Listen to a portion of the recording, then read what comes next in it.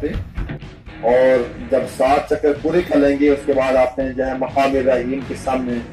نماز 2 رکعت نماز نفل ادا کرنی ہے،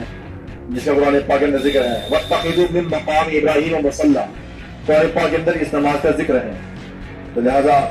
جب طواف مکمل ہو جائے گا پھر آپ نے صحیح کرنی ہے صفا سے مروہ، مروہ سے صفا، یہ 7 چکر لگانے ہیں، اس کے بعد حلق کرنا ہے، حلق یعنی کہ بال مڑوانے ہیں اور خواتین کو جو ہے کٹوانا ہے تھوڑا سا۔ تو اس کے بعد میں آپ احرام کھول کر کے یعنی کہ آپ کا ایک عمرہ یہ ہو گیا ہے۔ اس کے بعد اللہ توفیق کی مزید بھی عمرے آپ کر سکیں، کرنا چاہیے، اور جتنا بھی ہو سکے ممکن کہ پورا ٹائم آپ حرمین طیبہ کے اندر ہی گزارنے کی کوشش کریں۔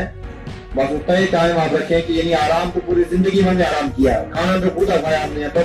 اور سوئی بھی خود ہے، وہاں پر تھوڑا سا کھانا بھی کم رکھیں گے تاکہ بار بار وضو میں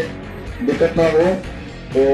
پھر چلنے بھی آسانی رہے گی۔ اور زیادہ ٹائم آپ جب حرمین کے اندر گزاریں گے، خاص کر سین کعبہ کے اندر، مطاف کے اندر، تو کعبۃ اللہ کی لیے یہ حکم ہے کہ جو انسان وہاں جاتا ہے تو 130 نیکیاں اس ٹائم اپنے بندے کو ملتی ہیں، جس میں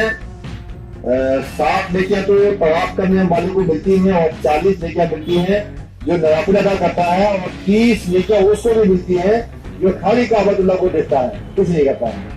تو بڑی عظیم برکت والی بات ہے کہ وہاں پر جو ہے میزاب رحمت ہے، ملتزم ہے کعبۃ اللہ کی، اور پورا علاقہ وہ آپ دعائیں بھی آپ نے یاد کی ہوں گی، یا اگر آپ کو یاد نہیں ہوگی تو وہاں پر آپ کی دال کم ہوگی، آپ دیکھ کر کے پڑھ کے وہ بھی آپ کر سکتے ہیں۔ تو کوئی دعا یا دعوت ربنا آتی ہے پھر دنیا حسنہ، یہ آپ کوئی دعا کرتے رہیں، یہ بھی بڑی بات ہے۔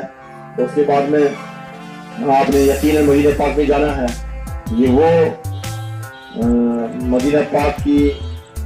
عظیم جگہ ہے کہ جہاں ہماری زندگی کی سانس وہاں پر روکنا جو ہے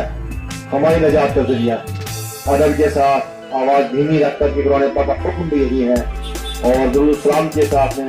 آپ کو زیادہ محنت جو ہے مکہ پاک کے اندر کرنی ہے، مدینہ پاک میں آپ نے محنت کوئی نہیں کرنی ہے، وہاں پر بس کار کر کے نمازیں پڑھنی ہیں اور روزہ رسول کا دیدار کرنا ہے۔ سبحان اللہ، وہ آنکھیں ہماری جو پوری زندگی کے اندر گناہوں میں رہی، وہ سرکار کائنات کا گنبد جب دیکھیں گی تو مجھے بتاؤ کہ کتنے ہمارے نصیب بلند ہو جائیں گے۔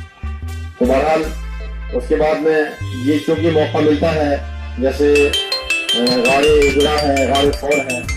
تو اگرچہ وہ پہاڑ ہیں، دور دراز ہے، جانا فرض ہے، واجب نہیں، لیکن محبت کے تقاضے طلب ہوتے ہیں، اور ہم یہ تصور میں جاتے ہیں کہ آج کے بڑے سہولیات ہیں